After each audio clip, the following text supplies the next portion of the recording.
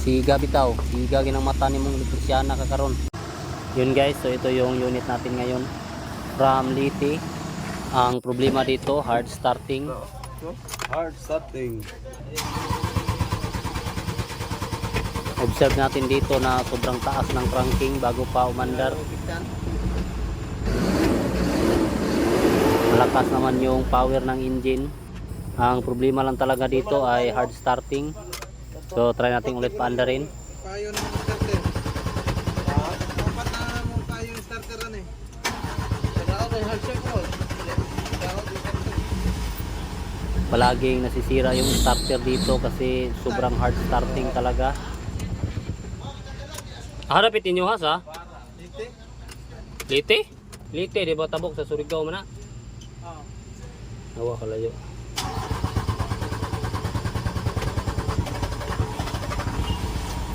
Nagtaglupan. Liti. Tipo. Ay, payo. Tuig na ko ning nani. Hard start eh, tuig na? Dugay na lang dinala niya ng hard start yan. Di na gin siguro maulian nila. Parang malabo na atang maayos pa natin ang problema dito. Tanggalan ng cover.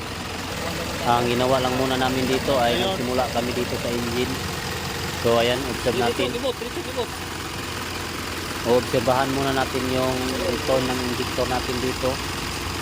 Baka nag-backlick. So ayan, ito yung injector number 1. Tapos ito naman yung injector number 2. Halos normal naman yung mga return natin.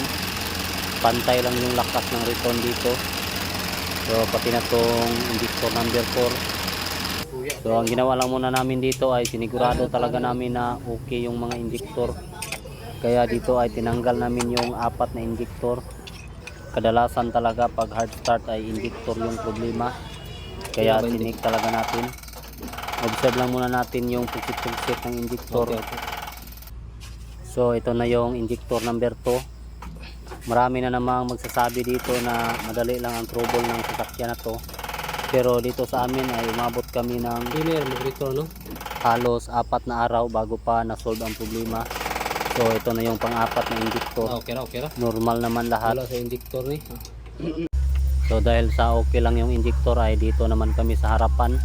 Tinanggal na namin yung dashboard dito at ayan, kita natin na binaklas lang namin ng kunti yung mga wirings. So bago natin klaruhin kung ano ba yung ginawa natin dito ay observe lang muna ninyo kung paano ba natin ginamitan ng BP-BP para malaman kung high blood ba to o hindi. So ganito lang yung ginawa ko dito para malaman ko kung alin ba yung baradong ugat, yung mga hindi nadaluyan ng asite yung mga utak. Dito banda yung mga relay. Tapos dito naman yung ECU natin. So ayan, kita natin yung ECU.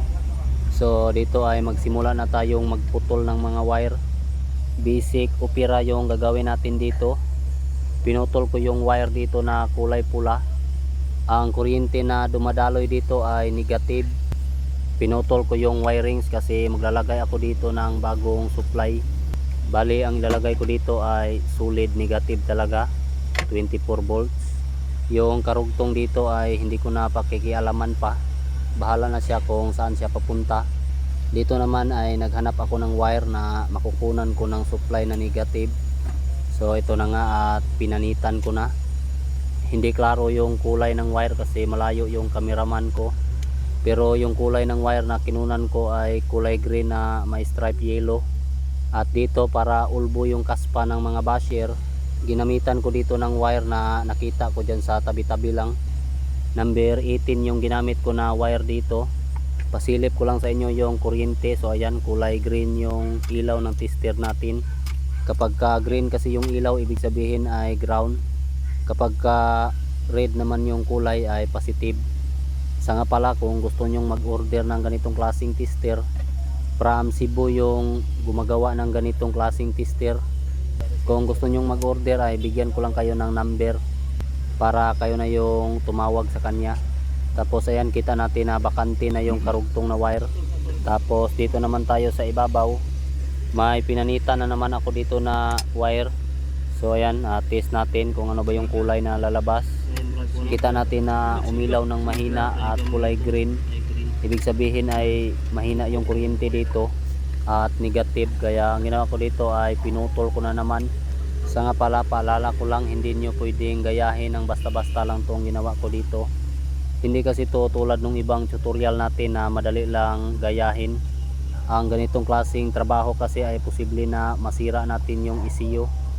Maong kung di ka gustong makabayad, ayaw pag aki-aki, stay put lang ka. I-share lang na akong video aron makasapi ko. So ayan, kita natin dito na kulay red yung ilaw. Ibig sabihin ay positive ang kuryente dito. Ang ginawa ko dito ay ayan, pinanitan ko na naman ulit. May masamang balak na naman ako dito.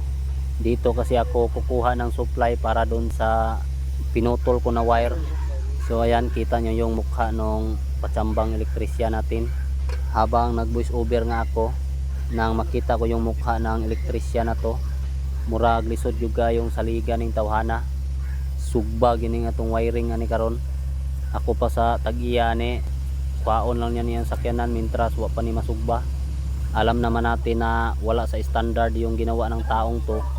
Paano ba natin to mapipigilan? Ayan, pinutol na naman niya yung wire. Ano naman kaya yung gagawin ng taong to? Saan kaya niya nabasa yung ginawa niya? Graduate ng Biag Als ni tawhana, pataka laman ni wiring dire. So kita nyo na dinugtong ko yung wire na may positive dito sa pinutol ko na wire.